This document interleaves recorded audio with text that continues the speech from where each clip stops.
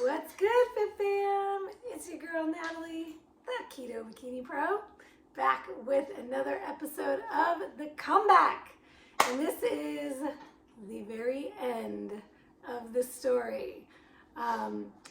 So before I dive in, if you are not yet subscribed to my channel, please click the subscription button and click the notification bell so you will always know when my new episodes are dropping. I will have a whole new series coming at you all about post-show, post-season, off-season, improvement season, whatever you want to call it, my reverse diet, all that good stuff coming up as we finish out this prep series. Don't mind me looking at my notes here. I got all kinds of notes because today's episode is all about peak week. And I didn't have a lot of time during peak week. It was a little crazy of a time. I'm going to tell you all about that. So I'm a little orange right now because I'm actually coming at you after the show to share all about peak week. And I've got a couple more episodes dropping. One that is just going to be all photos and videos from the show, so you can actually come with me and see all of the pre-show events all the way through show day and get all the goods. I'm waiting until I get my official stage photos to bring that to you so I can actually share my stage photos, stage videography, backstage, all of the professional images, as well as all the behind the scenes. So that is truly just going to be all photos, and I might do some voiceover for that one. I've got another episode that is already published that technically comes after this one, but it is a live show recap and Q&A I did in my group for my tribe.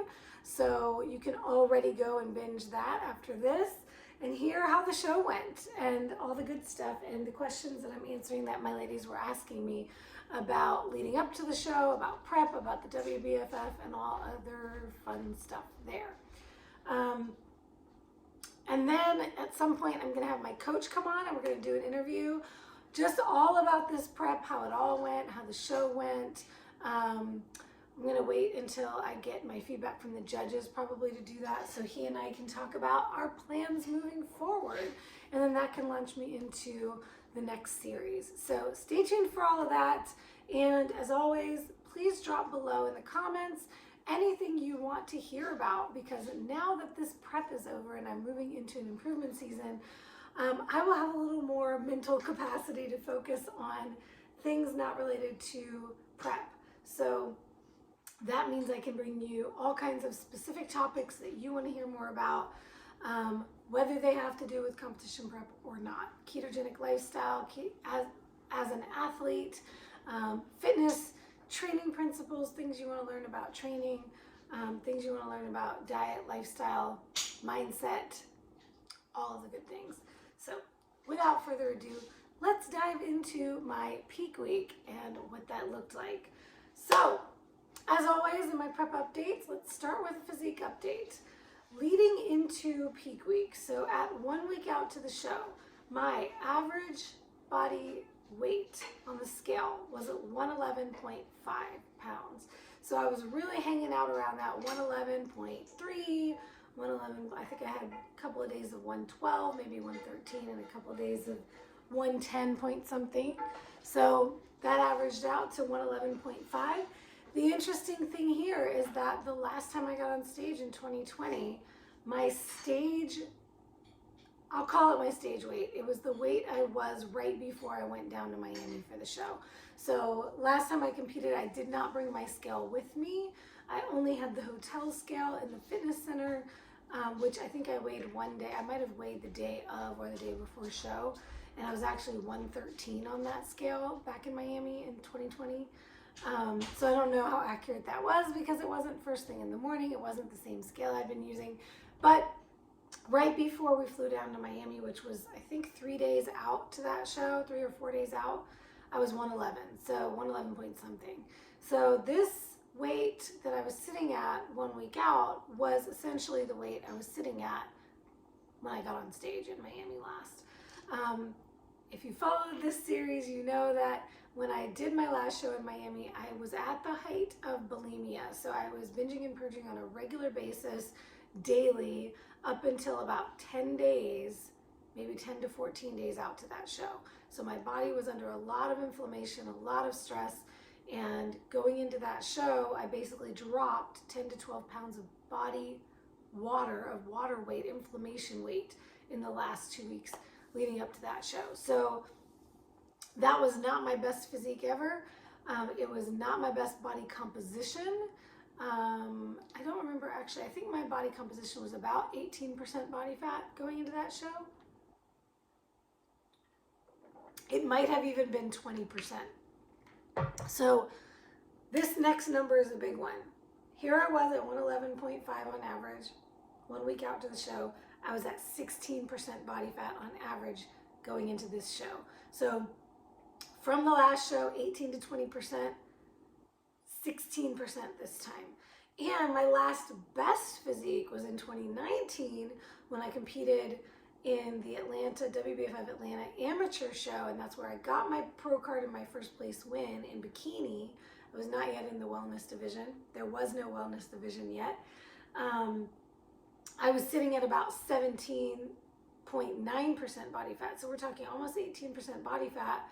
And my weight going into that show was 105 at my lowest. So at 105 and 18% body fat, my best physique ever, this show, I had more body weight, lower body fat, which means my lean body mass, my skeletal muscle mass increased. Looking back at the numbers from 2019, which is really where I was comparing myself because that was my last best, my skeletal muscle mass at that time, I think was 37 pounds maybe. It was, I believe 34.5% of my weight. And I don't remember because I don't have my calculator because I'm using my phone to film this. But I think when I calculated that out, it was something like 36 or 37 pounds. Going into this show, my skeletal muscle mass was 52.1 pounds. So this was 1 week out, 52.1 pounds of skeletal muscle mass. So from 36-ish, yeah, that was, I think it was 37 because when I calculated it, it was like I had gained 14 to 15 pounds of skeletal muscle mass on my body in 3 years. So that's an average of about 5 pounds a year of skeletal muscle mass increase. When you ask, how much muscle can I gain in a month, in a year? It is a much slower process than dropping body fat. Dropping body fat, I always tell you, is about, a good rule of thumb is 1% of body weight is a healthy rate of body fat loss. That tends to look like anywhere from depending on how much you weigh, that tends to look like anywhere from 1 to 2 pounds of body fat a week that you can lose. As a brand new newbie in the gym, you can gain muscle at a rate of about 1 pound per month. So this is the difference between body fat loss and muscle gain. Muscle gain, slower process. So to say that I put on 5 pounds of skeletal muscle mass per year in the last 3 years, and I haven't been looking year after year, we're just saying in 3 years I put on about 15 pounds of muscle mass. That's incredible for a person who 3 years ago had been training consistently for, let's see, it was since 2015, so for 4 years in 2019. So now 6 years, 7 years of consistent training. Once you become a trained individual, meaning you've been consistently building, consistently on a muscle building program, this can be anything. This can be powerlifting, strength lifting, hypertrophy lifting. Mine has been majority hypertrophy training with some strength training in there for 6 to 7 years now. So putting on 5 pounds of muscle mass in a year is incredible. It's an incredible rate. So I was thrilled going into peak week with the physique shift and where I was going into this show versus past shows. So my body fat percentage was 16%. I had 17.9 pounds of body fat mass on my body leading into peak week. So less than 18 pounds of body fat on my body. 52 pounds of skeletal muscle mass. Beautiful. Now let's talk about the end of peak week, because you always hear from competitors at peak week, a lot of things change. Well, I'm going to talk about my nutrition, my training, all the things we did. We did not do any crazy peak week protocols. We didn't cut my water. We didn't cut my sodium. We didn't play with carbs. We didn't take carbs out and put them in or anything. For the most part, my nutrition, my hydration, all of that stayed the same. So these numbers were not from manipulations to my fluid balance. These numbers were just pure continuing the process. So at the end of peak week, I was sitting at an average of 110.8 pounds. So just another pound of fat loss, essentially. 15.6% body fat, down from 16%. 17.3 pounds of body fat on my body, down from 17.9. 52 pounds of skeletal muscle mass, down only 0.1 pound of skeletal muscle mass. This is another huge thing that I've shared in other past prep updates. Maintaining body skeletal muscle mass, maintaining lean body mass during a cut for stage is absolutely key. In bodybuilding, the whole goal is to get leaner while maintaining, if not building, muscle mass. At the end of a prep, you're not building muscle mass. At the end of a prep, calories are lower than ever, cardio is higher than ever, your deficit is deeper. So it is going to be it's pretty much impossible to build muscle at this point. You're nowhere near maintenance calories. You are in a deep deficit. You are depleted. So to maintain muscle mass like that, that's huge to me in terms of the success of this prep.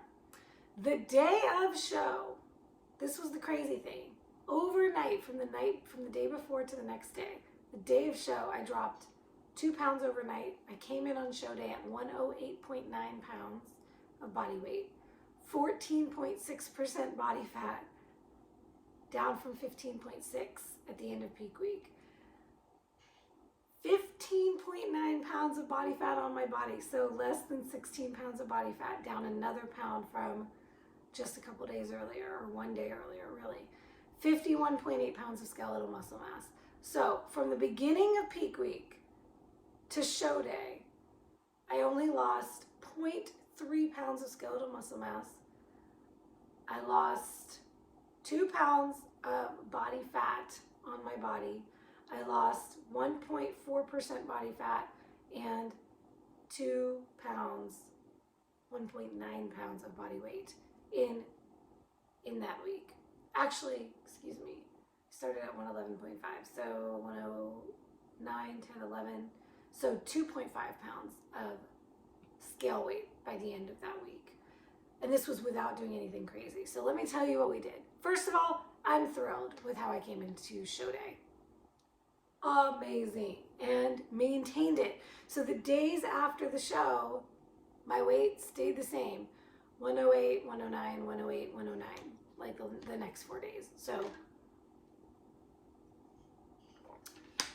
the way I could essentially sum up peak week was that my body found its new normal. It was really happy and comfortable at 111, 110 to 112, hanging out in there.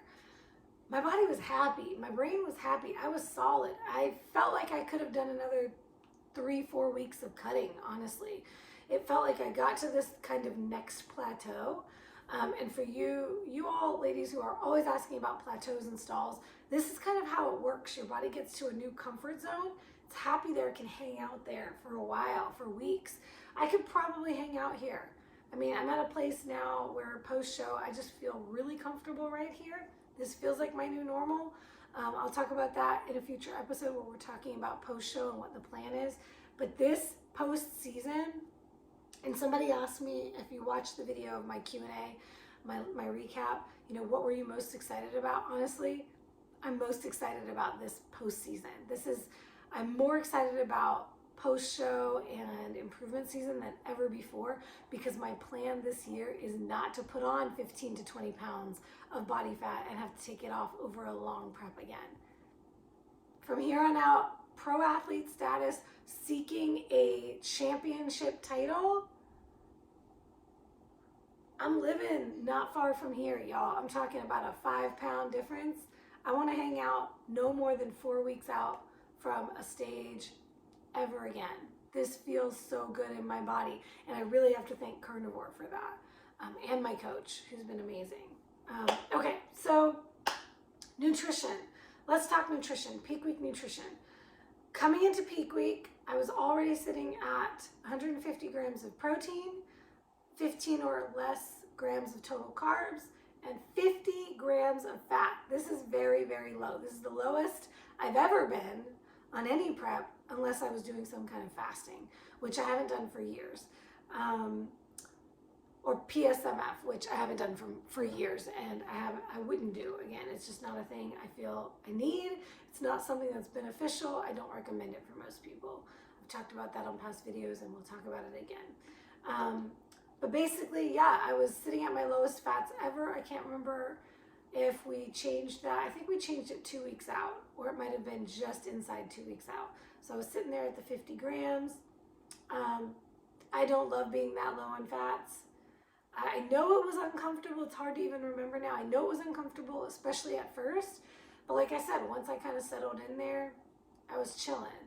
And I'll talk about a little bit kind of the craziness of peak week, but it really took my mind off of being hungry. So I didn't really feel uncomfortably hungry or depleted.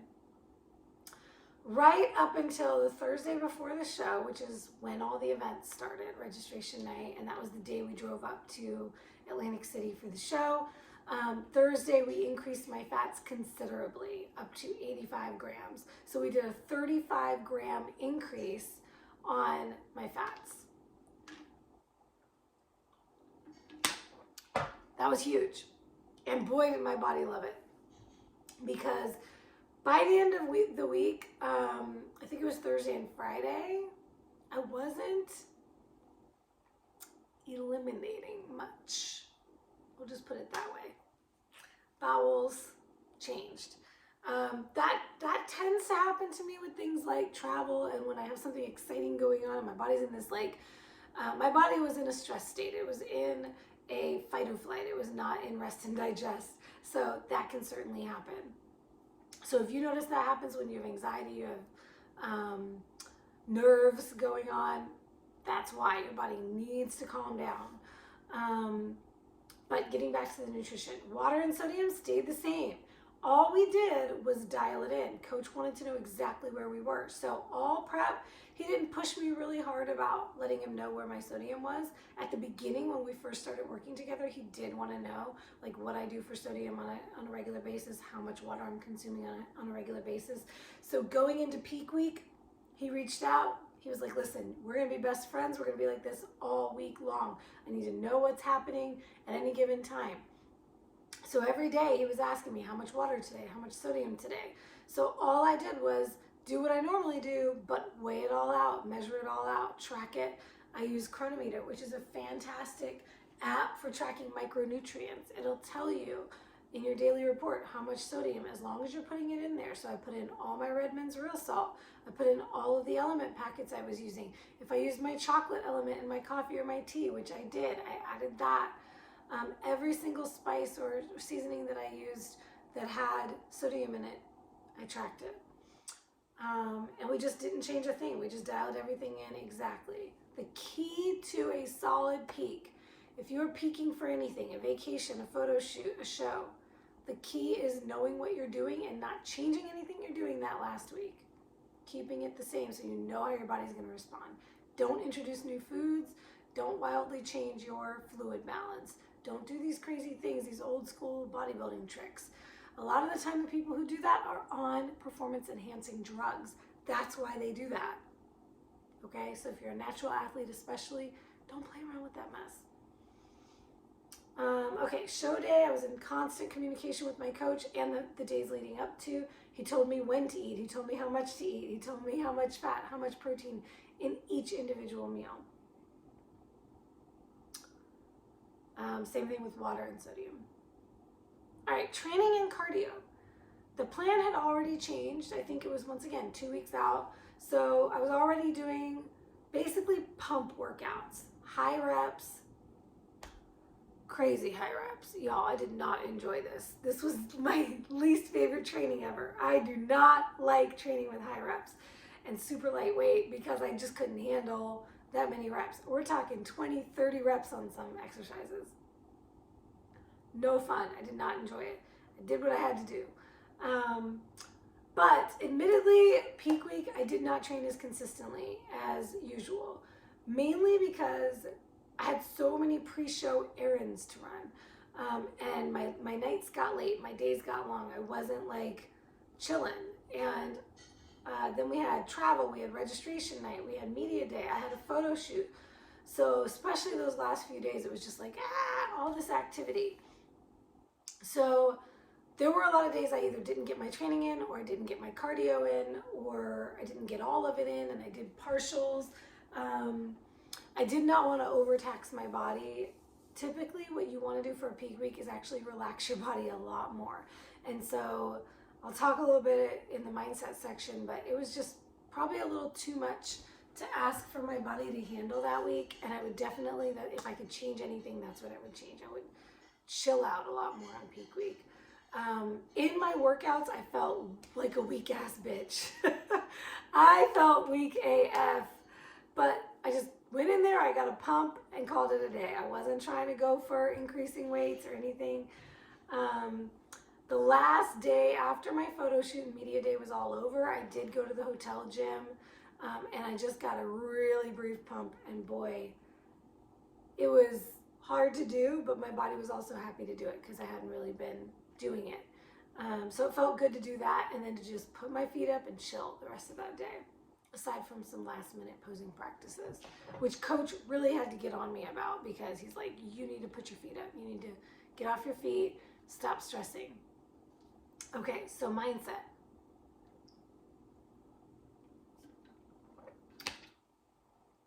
Definitely, I was too distracted show week.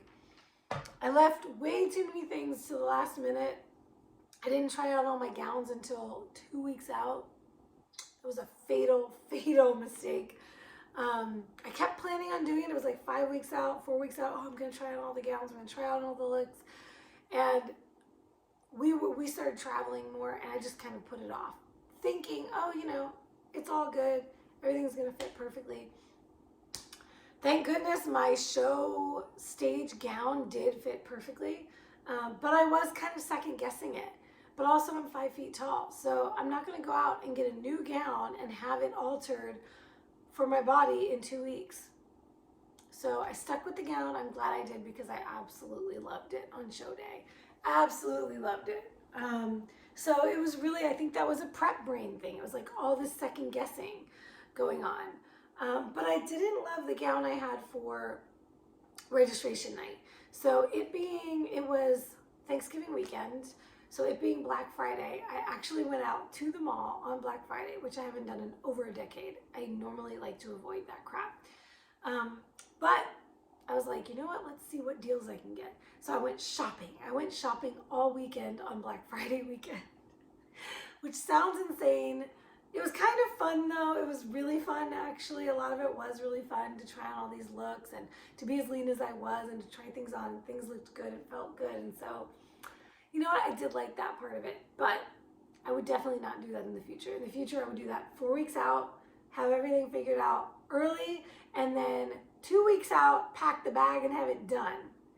I did all this 2 weeks out and then packed the bag the last few days, which just added way too much to-dos.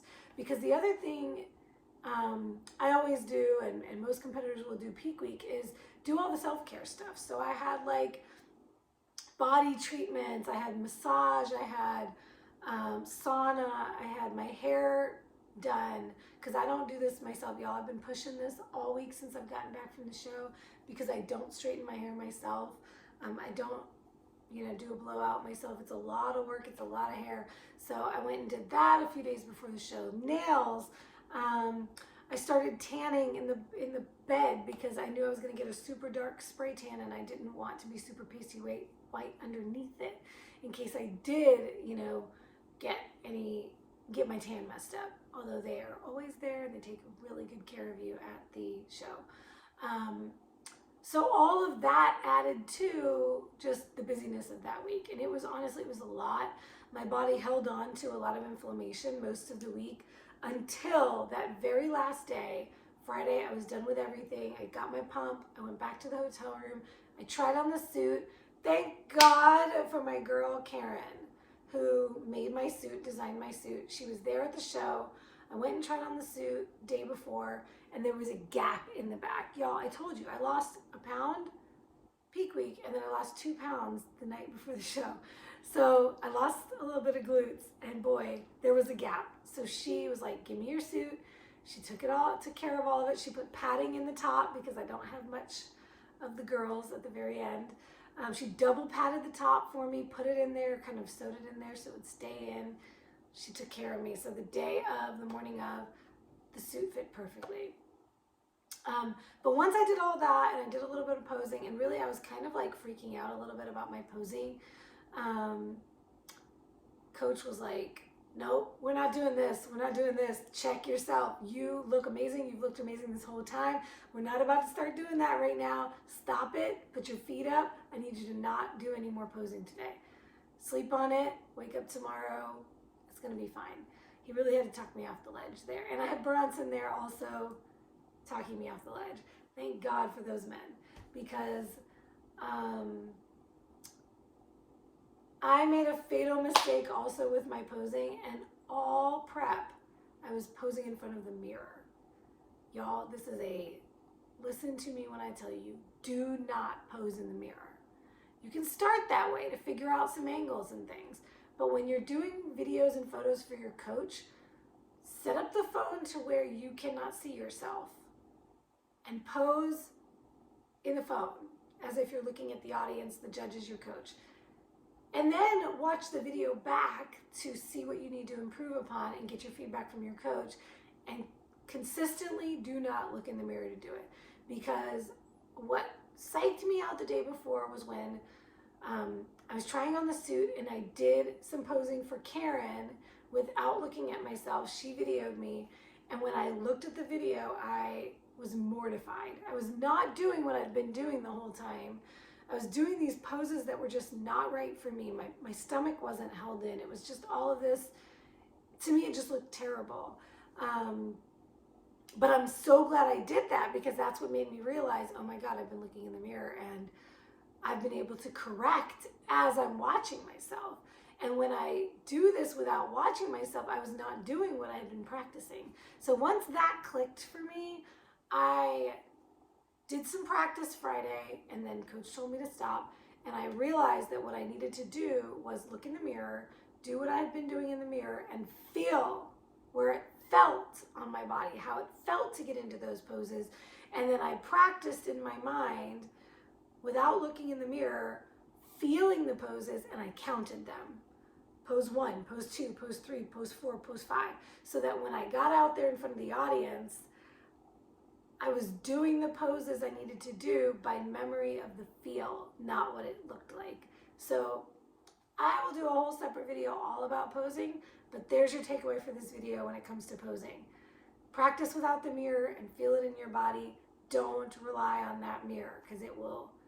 I know now, when I think back to the Miami show, that's what happened to me when I got out on that stage. It was like deer in headlights. I didn't remember what I was doing when I was in front of the audience, and it showed. So thank God, thank you, Karen, so much for doing that for me the day before the show, because boy, I think it changed the game. I got the jitters out, and by the time I got on that stage, I was able to flow through it.